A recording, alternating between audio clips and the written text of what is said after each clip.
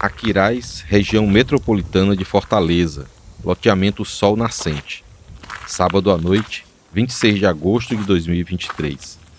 O relógio marcava pouco mais de 10 da noite quando o silêncio da Rua 12 foi quebrado. O chamado que chegou à Polícia Civil descrevia um latrocínio, um assalto que terminou em morte. A equipe do delegado Ricardo Savold estava de plantão. Para a polícia, a ocorrência era grave e incomum para aquela região da cidade. Logo chegou, era um sábado, era por volta de umas 10 da noite.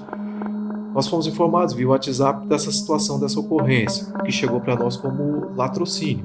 Casal que tem a casa invadida para ser roubada e é mantida refém. E depois que pega tudo que quer pegar, ainda mata uma das vítimas, não é muito comum.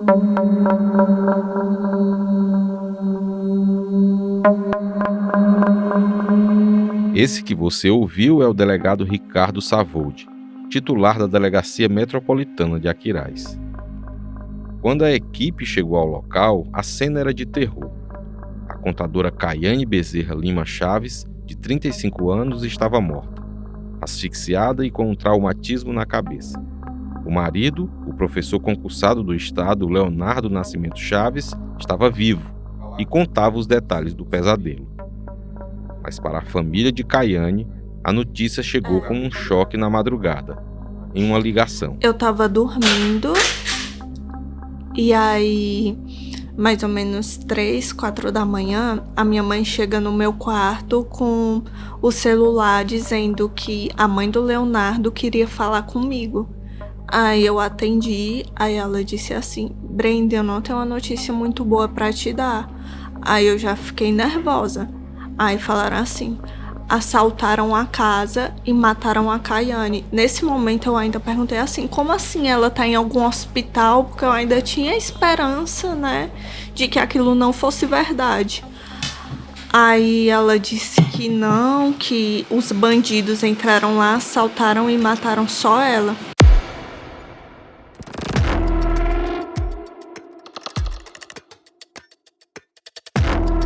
Mataram só ela.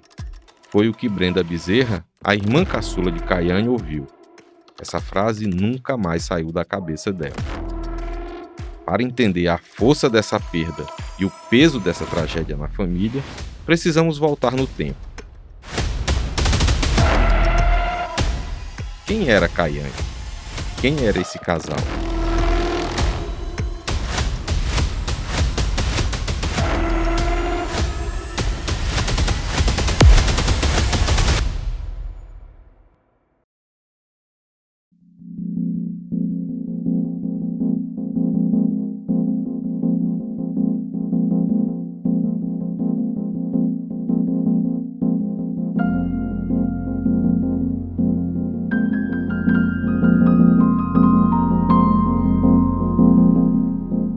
Domingo, 14 de fevereiro de 1988. Foi nesse dia que a pequena Caiane Bezerra Lima esteve pela primeira vez nos braços da mãe, Luciana Bezerra Lima. A Caiane, ela nasceu de parto normal, em um dia de chuva, em pleno carnaval. Época que ela gostava bastante. Ela nasceu aqui na Parangaba, no Hospital Menino Jesus.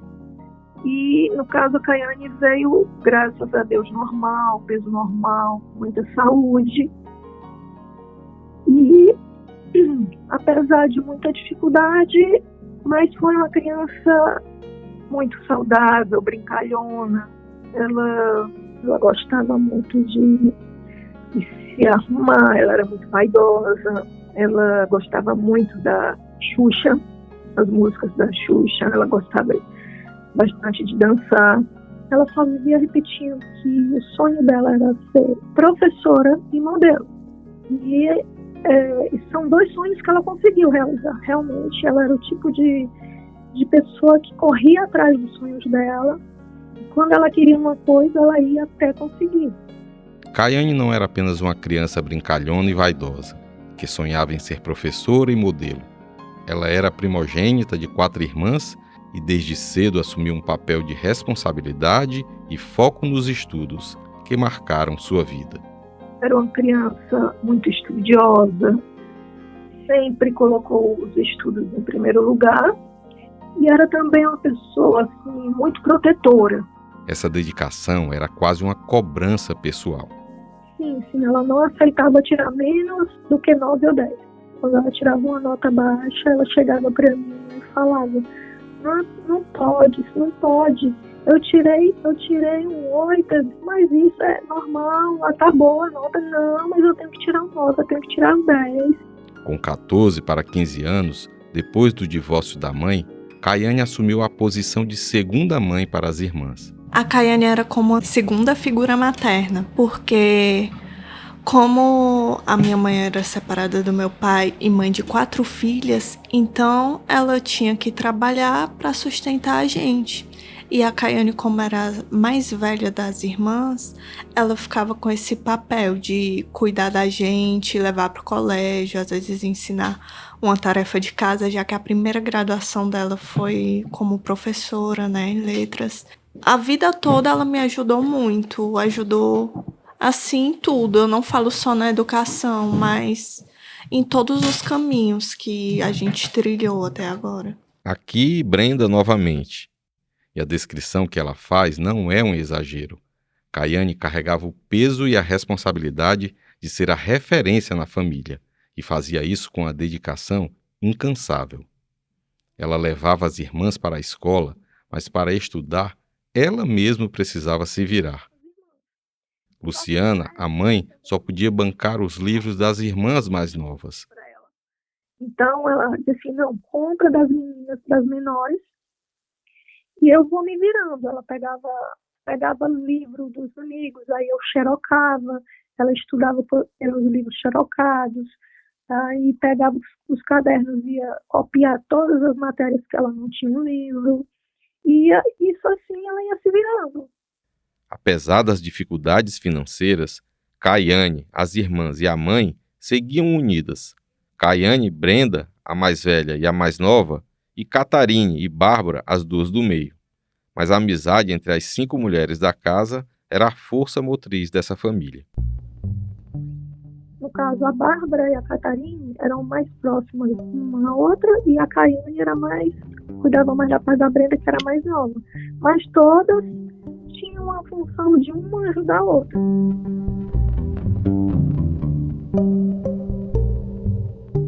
Até um docinho que eu levava, vamos supor, na época das vacas magras, que eu trabalhava, uma sobremesa, que eram uns docinhos que a gente sempre tem, refeitório, essas coisas, de almoço, eu levava para casa e dava para elas, que era assim: olha, é para dividir. Então elas dividiam o docinho, bem pequenininho, aquelas barrinhas de docinho de banana, dividiu entre as 4. O foco de Kaiane sempre foi o estudo. Acreditava na educação como única forma de construir um futuro melhor para si e para os seus. Ela e a mãe eram muito apegadas. Estudaram juntas para o vestibular que Kaiane passou na UFC. Chegamos a fazer um cursinho também juntas. E ela conseguiu passar ela passou em letras em 17º lugar em letras, e passou ao mesmo tempo na UF também. Ela também começou a trabalhar para ajudar, ela começou a trabalhar num supermercado perto de casa, empacotando as mercadorias dos clientes, né? Mas por um tempo só para ter um trocadinho. Mas depois viu que não era aquilo que ela queria e saiu. E foi se dedicar realmente aos estudos até ela conseguir conhecer, ter um estágio, né, para que ela pudesse ir lecionar. Ela queria realizar o sonho dela de ser professora aqui na época, né? Apesar do foco nos estudos, ela levava uma vida normal, de jovem. Tinha muitos amigos, até que em 2010 conheceu o homem que viria a ser seu marido, o professor Leonardo Nascimento Chaves. Eles se conheceram em um curso de idiomas, onde ela dava aula de espanhol e ele era o coordenador. Foram 2 anos de namoro e noivado até casar. Olha, no início, assim, não vi nada demais, era uma pessoa normal, como todos os namorados dela que eu conheci. Após o casamento, o foco de Kayane continuou. Ela seguia estudando e trabalhando até que decidiu mudar de profissão.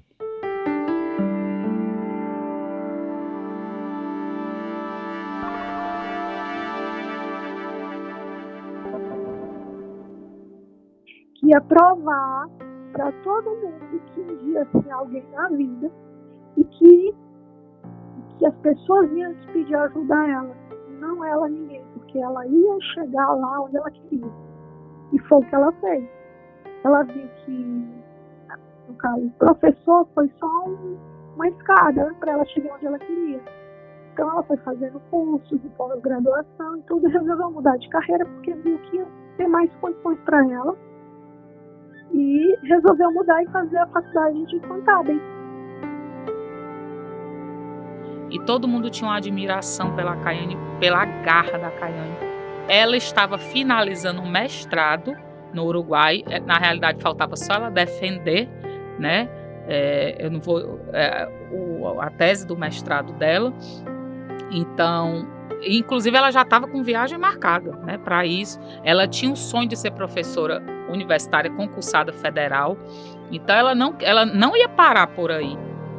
Essa que você ouviu é a advogada Fernanda Cavalcante, assistente da acusação no caso da morte da Kayane. Kayane era uma profissional competente, uma figura materna, mas se tornou uma executiva em ascensão.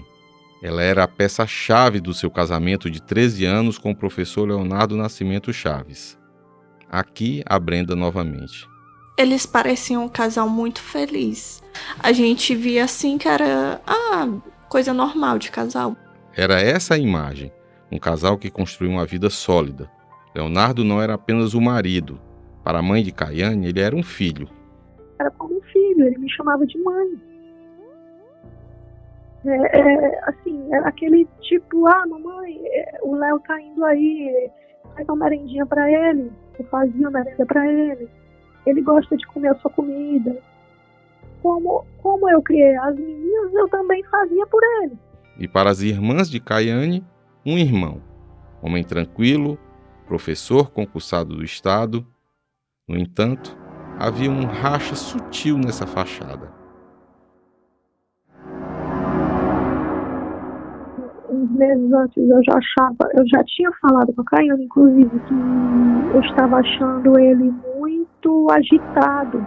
Estava achando ele tenso, agitado, se estava acontecendo alguma coisa. Mas Kayane não deu muita atenção ao relato da mãe. A família unida, a casa bonita, cheia de plantas, os planos de uma viagem dos sonhos para a Europa. Tudo isso existiu até a noite de 26 de agosto de 2023. Porque naquela noite, a imagem do casal feliz seria estilhaçada. Não por uma briga, não por um divórcio, mas por uma invasão. Por mais que nesses casos envolvendo mortes de mulheres, a gente sempre considera que o marido o primeiro suspeito, mas no caso foi um roubo. Então não seria uma morte encomendada. Inicialmente a gente pensou por isso. Esse que você acabou de ouvir é o delegado que investigou o caso. Meu nome é Ricardo Savold. No Ceará eu sou delegado desde 2009, né, do concurso de 2006, mas na área de segurança pública já completando 20 anos. Nós fomos informados via WhatsApp dessa situação, dessa ocorrência, que chegou para nós como latrocínio. Latrocínio, roubo com resultado morte. Quando as viaturas chegam ao número 190, encontram Kayane Bezerra morta, o marido dela, Leonardo, está vivo, amarrado, aparentando estar em choque. A história que Leonardo contou aos policiais ali mesmo, na calçada, enquanto o corpo da esposa era periciado, foi detalhada. Leonardo conta aos inspetores que ele e Kayane tinham acabado de voltar do shopping. Ele deu uma saída rápida de carro até o supermercado Pinheiro para comprar algo para o jantar. Esse supermercado fica localizado em um shopping no centro de Aquiraz. Ao voltar, enquanto regava uma palmeira na calçada, de costas para a rua, foi surpreendido por 2 homens. O jornalista Nicolas Paulino vai narrar o que Leonardo disse aos policiais no dia do crime. Um deles encostou algo gelado nas minhas costas, pegou na minha nuca e disse: "Bora, bora", me empurrando para dentro. Dentro da casa, na versão de Leonardo, o caos está instalado. Ele é forçado a deitar de bruços na sala. Depois, ele ouve a esposa no quarto, tentando acalmar um dos assaltantes. Eu ouvi ela dizendo: "Calma, moço, não me bate, eu tô operada". A voz dela era calma, como sempre foi. Depois, o som de luta, pancadas na parede, um pedido por senhas de iCloud, por dinheiro. Então, o grito de Caiane. Um socorro que é abafado, como se tivessem tapado sua boca. E depois, silêncio absoluto. Leonardo relata que em seguida foi sua vez. Os criminosos o espancaram, amarraram com a corda de varal e o trancaram com uma ameaça. Se tu sai daí, tu morre. É uma história detalhada, cheia de dor. Uma história que, a princípio, ninguém tem motivos para duvidar. Após ficar por cerca de 1 hora preso, Leonardo diz ter conseguido se libertar e chamar os vizinhos, que acionam a polícia militar. Os policiais retiram Leonardo do suposto cativeiro, um quartinho nos fundos da casa que ele usava como oficina. Após esse salvamento, os policiais militares que estiveram na cena do crime estranharam a atitude do marido sobrevivente e também a situação que presenciavam. Em depoimento, o sargento Laércio diz que perguntou o porquê de Leonardo não ter gritado pedindo socorro durante a ocorrência, mas o marido disse que gritou, mas não escutaram. O policial perguntou ainda por que Leonardo não tentou arrombar a porta do quartinho e sair, e Leonardo respondeu que estava nervoso e que achava que os assaltantes ainda poderiam estar na casa. A outra policial militar que esteve na casa logo após o crime também notou outro fato estranho. A repórter Luana Severo vai narrar um trecho do depoimento da cabo Paloma. Eu perguntei ao marido o que havia sido levado. Para minha surpresa, ao invés de dizer que não sabia, ele começou a listar os objetos que haviam sido subtraídos, mesmo não tendo entrado ainda na casa depois de ter sido resgatado do quartinho dos fundos. A notícia da morte de Caiane causava danos na família. Naquela madrugada de domingo, 27 de agosto de 2023, elas não conseguiam mais acordar do maior pesadelo que já enfrentaram. A mãe Luciana relata como tentou, sem sucesso, lidar com a notícia. Aí, quando a Brenda começou a chorar, aí que a Brenda falou: "A Caiane morreu", aí eu comecei a gritar: minha filha não", e a vizinhança ficou aqui sem saber o que fazer, e eu já pedi para ela ir ligando para a família, avisar todo mundo, que eu estava tão em choque que eu não conseguia chorar, não conseguia. Eu estou aqui falando com você, mas meu coração está acelerando. Eu não conseguia, eu não sabia o que fazer.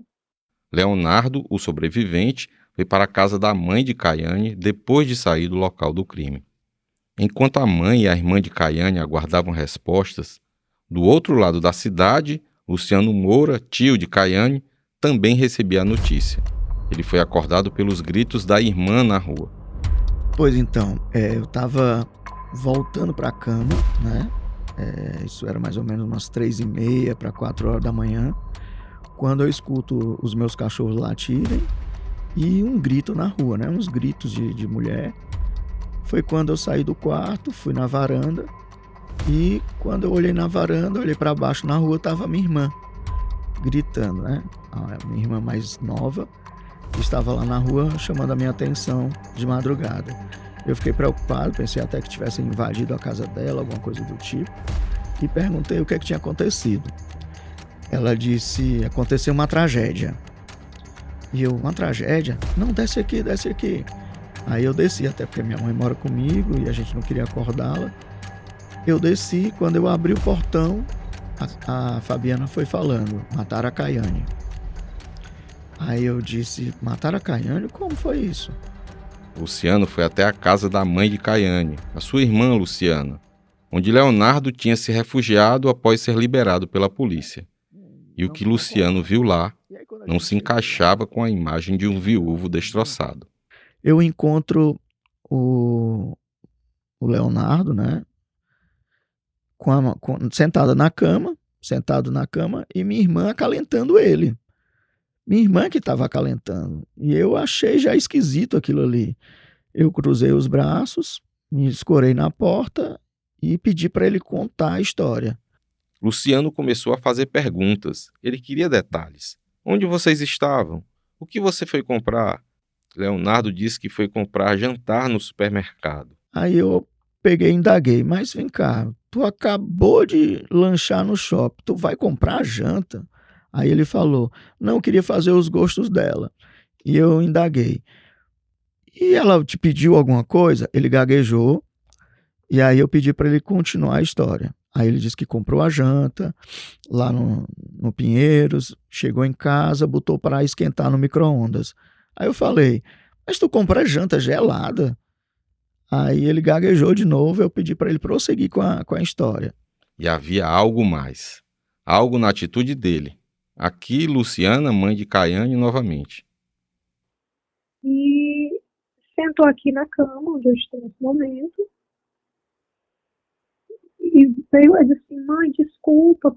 Ele disse, mãe, desculpa por eu não ter conseguido salvar a nossa neguinha. E eu tentava, e eu olhava assim para ele, mas eu ainda estava em choque, assim, é como se eu não tivesse, para mim, eu estava vivendo um pesadelo, não tá, eu nem conseguia chorar, nem estava entendendo nada, e eu tentava abraçar ele, mas eu sentia que ele estava tenso, duro, ele não se mexia, ele não olhava para mim, ele não deixava eu abraçar, ele tentava, eu percebia que ele estava querendo sair.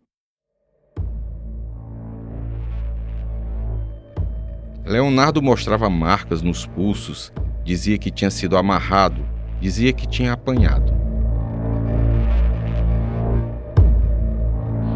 E ele não chorava também. E toda hora, o momento que ele falava do ocorrido, ele só falava dele.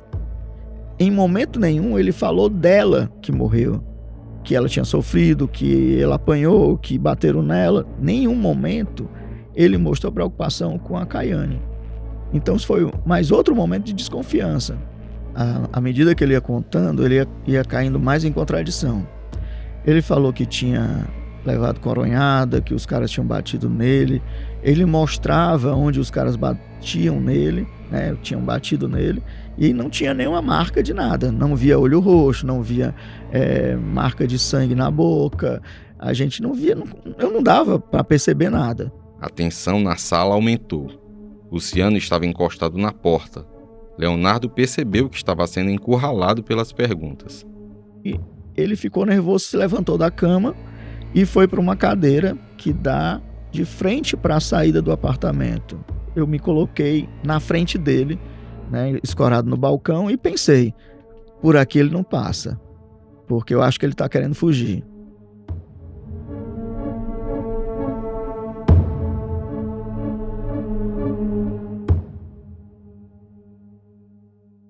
O drama da família continuava.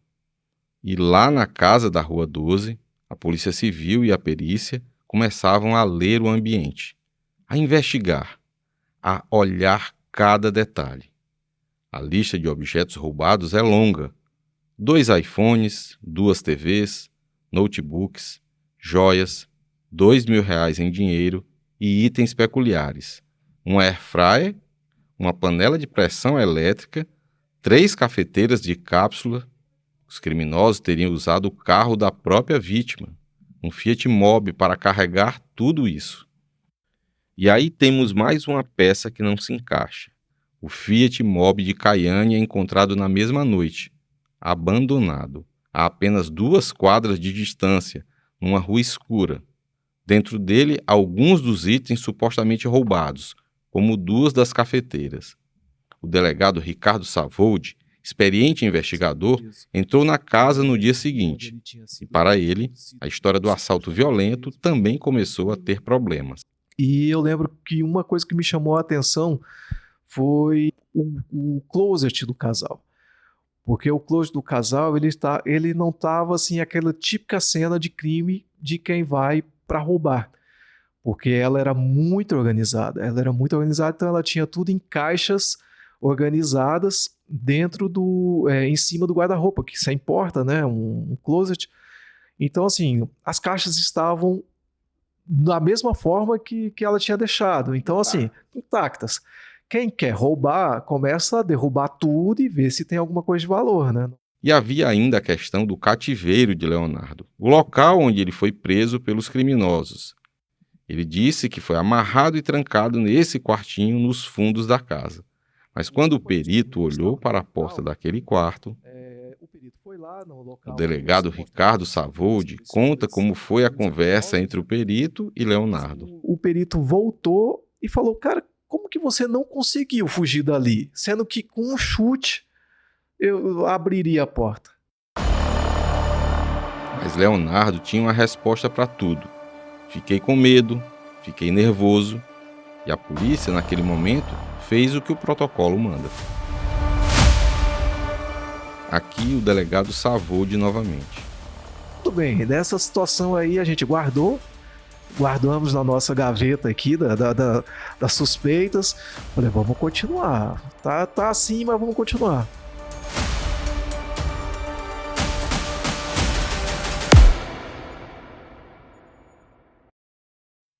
Chega o dia do velório. A família está destroçada, mas Luciano, o tio, não foi para chorar. Ele foi para investigar. Ele procurou os vizinhos e conseguiu uma imagem de câmera de segurança da própria rua. A imagem mostrava Leonardo regando as plantas, minutos antes do crime. Mas a coreografia era estranha. E a filmagem dizia muita coisa.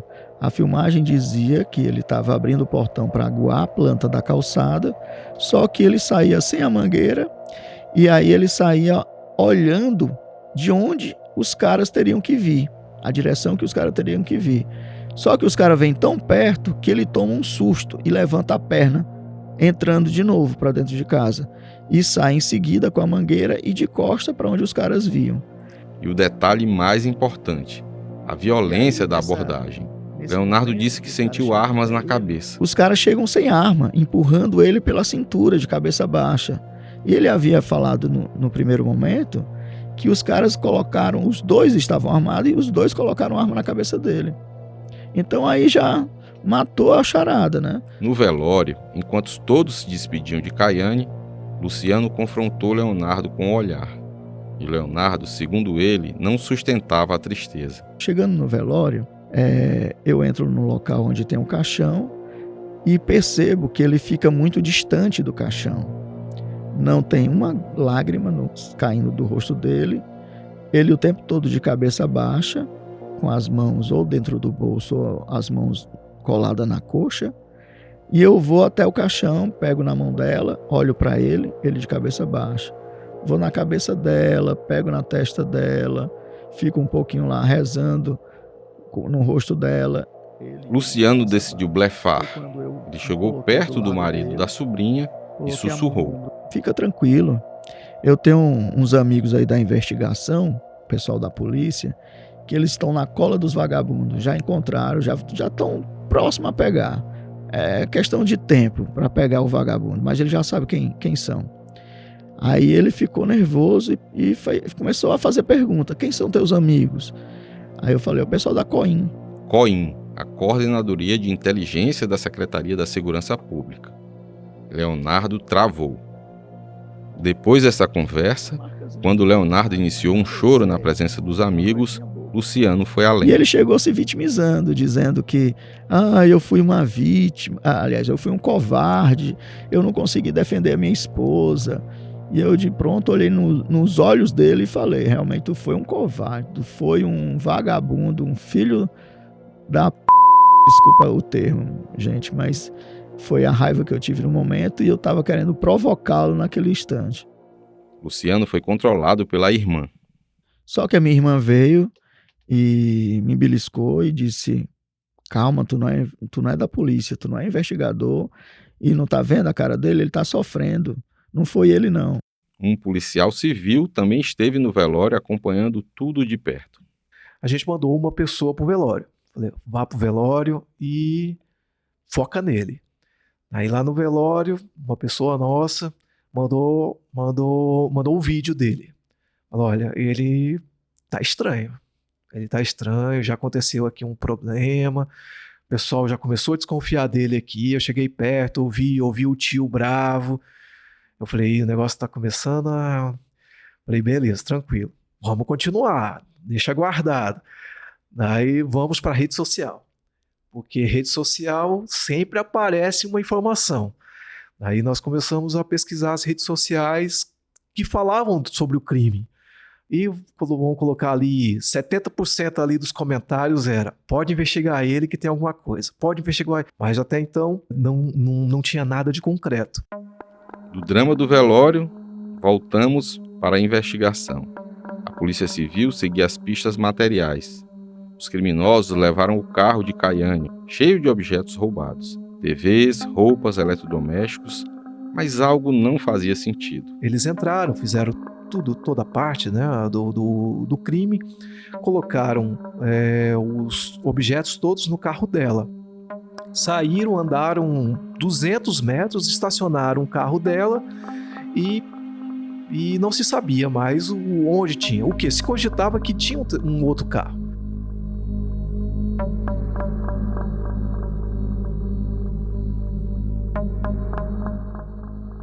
Mas não se sabia qual era o outro carro e provavelmente estava perto da onde o carro foi estacionado, porque eram muitos objetos que foram levados. Inclusive, foram deixados no carro dela outros objetos que não couberam no outro carro. 200 metros. O carro da fuga foi abandonado na esquina da casa das vítimas. Por que roubar um carro, enchê-lo de coisas e deixá-lo ali? A única explicação lógica, eles tinham outro carro esperando, um carro de apoio. Eles começaram a varrer as câmeras de segurança da vizinhança. Horas de vídeo, ruas escuras. A busca pelo carro de apoio se torna a obsessão dos investigadores. Eles mergulham nas imagens de segurança da vizinhança. Uma teia de câmeras residenciais que gravam a rotina silenciosa do loteamento Sol Nascente. E é em uma dessas gravações granuladas, em uma gravação de má qualidade, algo apareceu. Um Fiat Uno branco entra na Rua 8, uma quadra acima da casa de Caiane, e faz uma manobra estranha, em L, e estaciona num ponto escuro. As luzes se apagam. 2 vultos saem do carro e caminham em direção à Rua 12, minutos antes do ataque. A polícia agora tem uma imagem, um modelo de carro, uma cor. É pouco, mas é um começo. Então, a gente se baseou no local onde o carro dela foi encontrado. Vamos buscar as câmeras aqui, nesse local onde o carro dela foi encontrado. E essa câmera foi a que nós pegamos na segunda-feira. Passamos um tempão, uma tarde, porque era um HD que ficava no teto. E passamos, eu falei, mas vamos trabalhar aqui. Nessa câmera aqui, eu ia, voltava e eles estavam ainda lá buscando, tentando pegar a imagem, tudo. Daí uma hora eu fui, daí eu, por nada assim, daí eles me mostraram, ó, doutor, passa esse. Daí passou um Uno, esse Uno. Assim, eu falei, mas por quê? É esse Uno, porque nós temos aqui 3 ruas. Essa rua é ruim, essa rua é boa e essa rua é boa. Todo mundo tá indo pelas ruas boas. Porque só esse Uno foi pela rua que quase não passa carro, que é um areal que ia atolar. Porque que é a mais deserta. Por ser pior, é a mais deserta. Eu falei, não tem justificativo. Esse 1 daqui não tem porque ele ter ido por essa rua. É rua de quem não conhece a área, porque foi por essa rua. A polícia tinha um carro. Eles só precisavam de uma placa. E quando encontrassem essa placa, o caminho ficaria mais curto para localizar os culpados. No próximo episódio de Sigilo Quebrado, Sol Nascente. A tecnologia entra em cena, um rastreador de GPS, a ativação de um celular roubado das vítimas e a localização de um dos autores do crime. Daí já no final da tarde nós achamos ele jogando sinuca. Quando pegamos ele, cadê o celular? Nada do celular. Falei, não, mas não tem como, não tem justificativo, porque o celular saiu daqui agora. O segundo suspeito também foi encontrado no mesmo dia. Eu fui o primeiro a abordar o menor, aí coloquei ele na parede e falei, você já sabe o que você fez, né? Aqui, em Sigilo Quebrado, Sol Nascente, caso Caiano.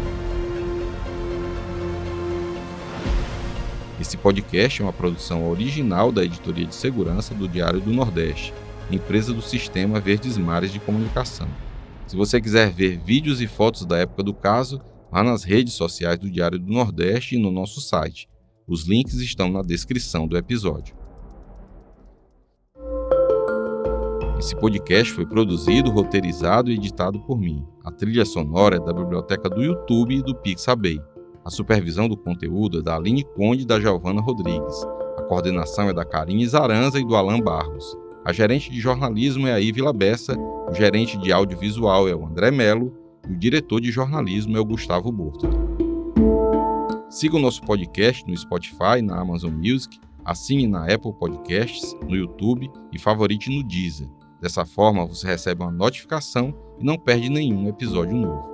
Gostaria de pedir para você compartilhar o nosso podcast com parentes, amigos, dar as estrelas que você acha que nós merecemos no Spotify. Também peço que você deixe o seu comentário. Vai lá, avalie o nosso programa em outras plataformas da sua preferência. Se você tiver qualquer sugestão, crítica, dúvida ou foi citado e quer direito de resposta, envie um e-mail para sigiloquebrado@svm.com.br.